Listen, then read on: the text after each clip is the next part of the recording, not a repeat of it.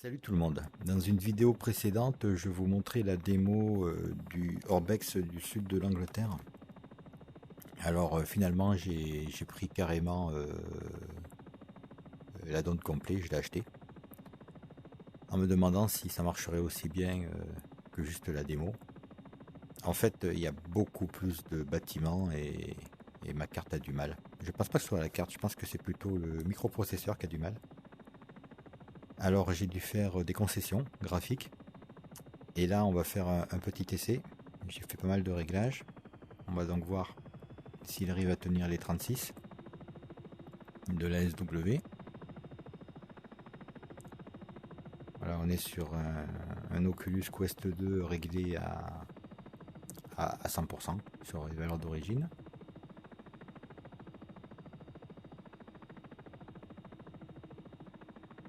Voilà, on voit que c'est juste.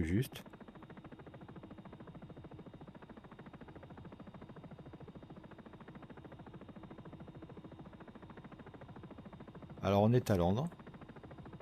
Il y a un téléphérique, ça, téléphérique animé. Le stade, je pense que c'est un stade.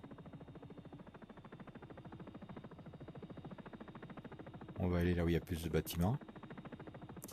Alors comme vous voyez, il y a beaucoup moins de bâtiments qu'il ne pourrait y en avoir. J'ai dû faire des concessions sur le nombre d'objets. Je vais vous montrer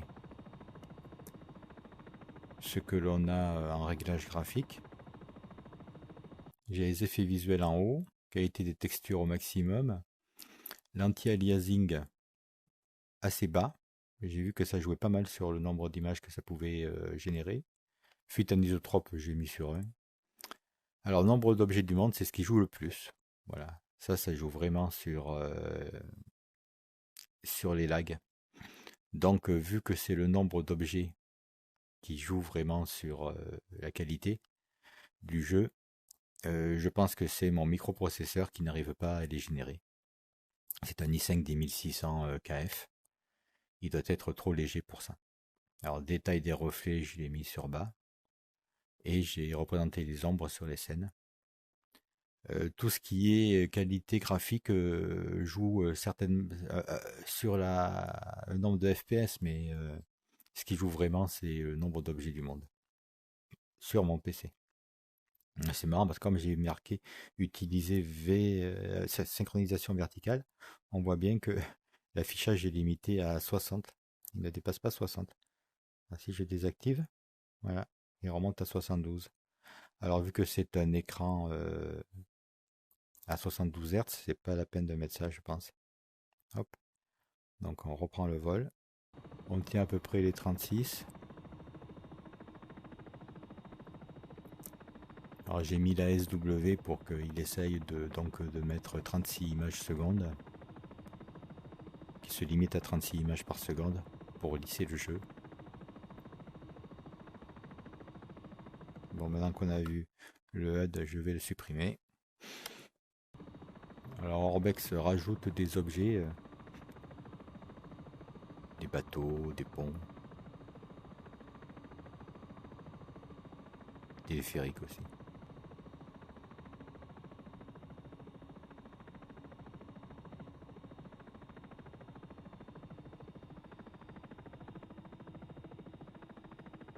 En gros, tout ce qui est bien dessiné là doit être fait par eux, je suppose. On va y voir la grande roue.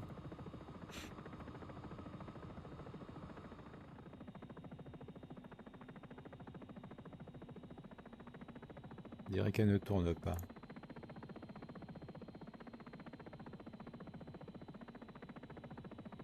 Apparemment, elle ne tourne pas.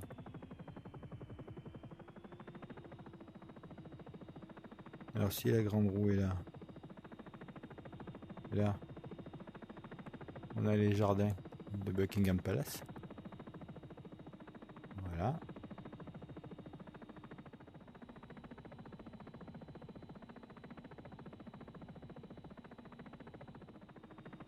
Donc voici Buckingham Palace à X-Plane 11.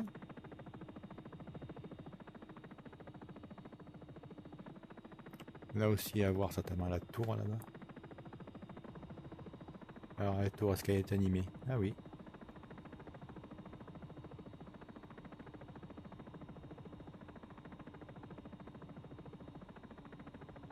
La tour BT.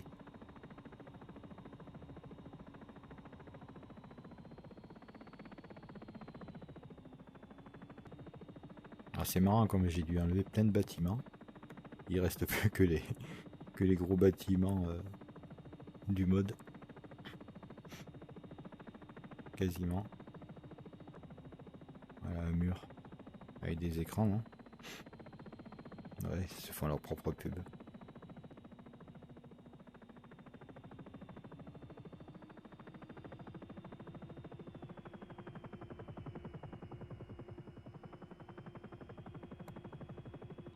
Ça rajoute donc des points d'intérêt sur tout le sud de l'Angleterre.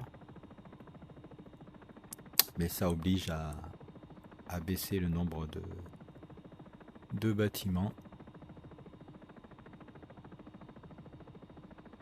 Et le sud de l'Angleterre étant grand, ça peut être intéressant quand même pour explorer. On discute et le temps se couvre.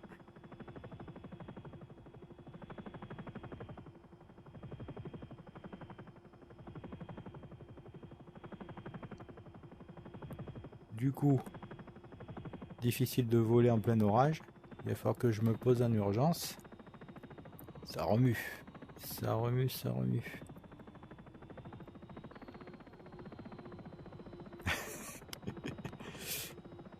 Je vais vomir.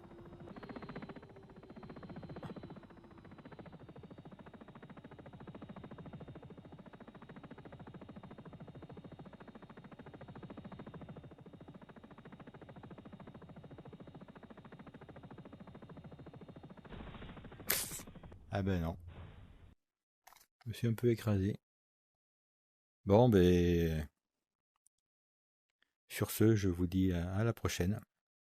Bye.